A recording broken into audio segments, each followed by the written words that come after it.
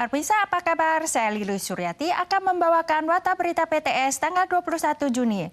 Laporan IMD tahunan menunjukkan daya saing dunia 2023 dari 64 negara yang dievaluasi, Denmark menduduki peringkat tertinggi, Singapura di posisi keempat dan Taiwan di posisi keenam, naik 5 tahun berturut-turut. Selain itu, Taiwan juga menduduki peringkat pertama di dunia selama 3 tahun berturut-turut dalam perekonomian berpopulasi di atas 20 juta jiwa.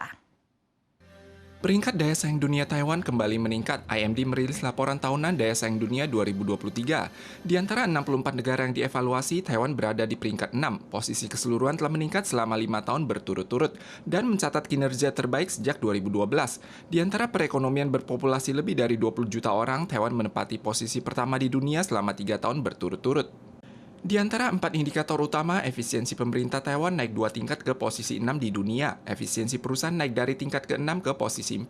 Sedangkan untuk proyek infrastruktur naik 1 tingkat ke posisi 12. Kinerja ekonomi turun dari tingkat ke-11 tahun lalu ke posisi 20 akibat faktor melambatnya perekonomian global.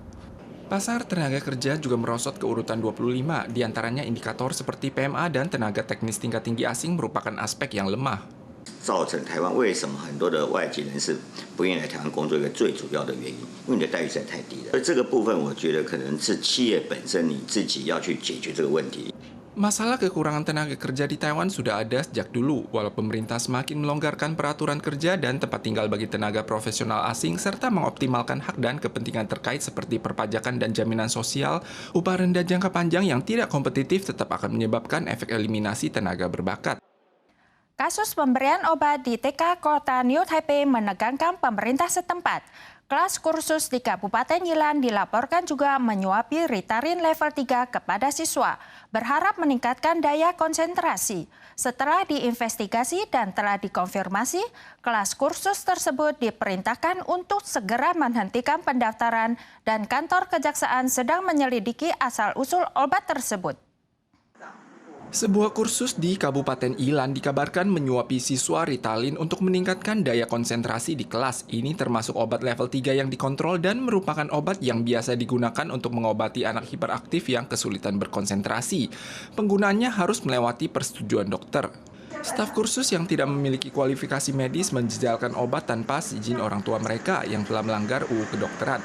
Setelah diselidiki oleh Pemkab Yilan, saat ini dikonfirmasi ada 2 murid yang menggunakan Ritalin. Penanggung jawab kursus mengklaim bahwa anak-anak tersebut diberi obat lewat persetujuan orang tua mereka. 给一些他认为可能是有注意力不集中孩子使用，希望如果有改善，他就会劝家属说赶快去看医生做进一步的检查。当然，他的动念你不能说他不对，但是这个做法是错误的，绝对是错误。 Selain mewajibkan kursus untuk memberikan perbaikan dalam batas waktu yang diberikan, Pemkab juga menghentikan perekrutan siswa dan melaporkan kepada kantor kejaksaan setempat. Namun setelah pemeriksaan rumah sakit dan apotek tidak didapati adanya transaksi obat yang dikendalikan. 我们地检署也立即介入调查，政府团队就是要给孩子提供关怀、安置，还有必要的筛选的服务。 Pemahaman awal menunjukkan bahwa ada 106 siswa pada kursus. Saat ini dikonfirmasi ada 2 murid yang dijejali obat secara tidak tepat.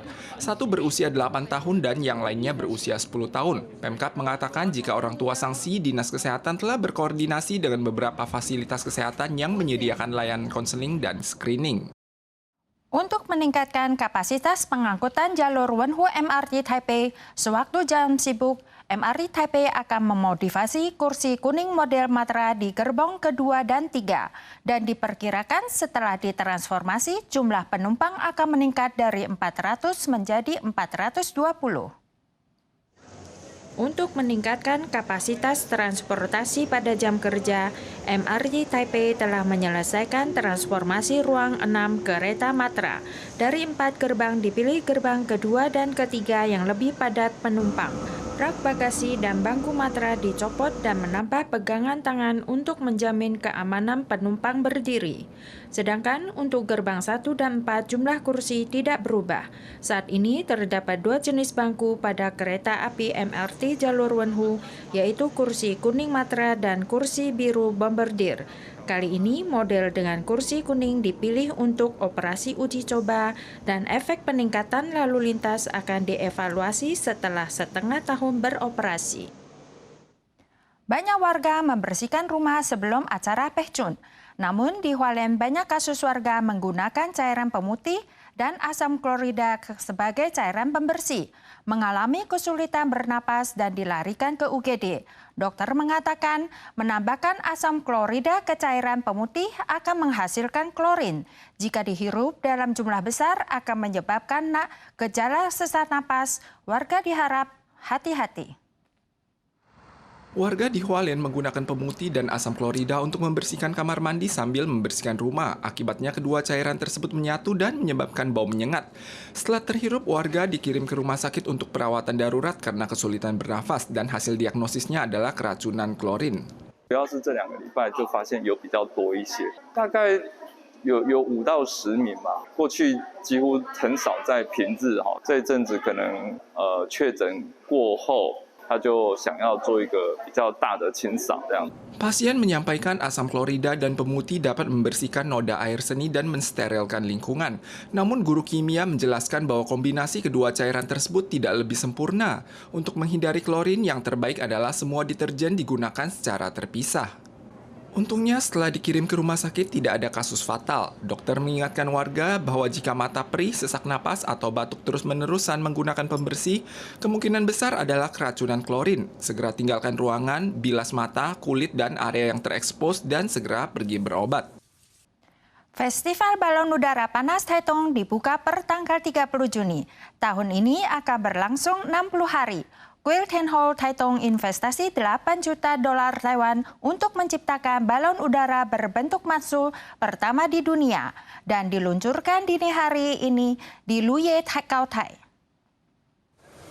Balon yang dirancang dengan versi alis dan mata yang penuh kasih diluncurkan di Luye, Kautai ini hasil investasi dari Quilten Hall Taitung sebesar $8 juta Taiwan. Pemkab Taitung mengatakan festival tahun ini diperpanjang sampai 60 hari. Total 55 balon udara akan berpartisipasi dalam karnaval. 30 diantaranya berasal dari berbagai negara, ditambah dengan bentuk Dewi Matsu, harap dapat menarik penganutnya datang berwisata ke Taitung. Para pemirsa sekalian, sekian warta berita dari PTS. Kita sua lagi di lain kesempatan. Sampai jumpa.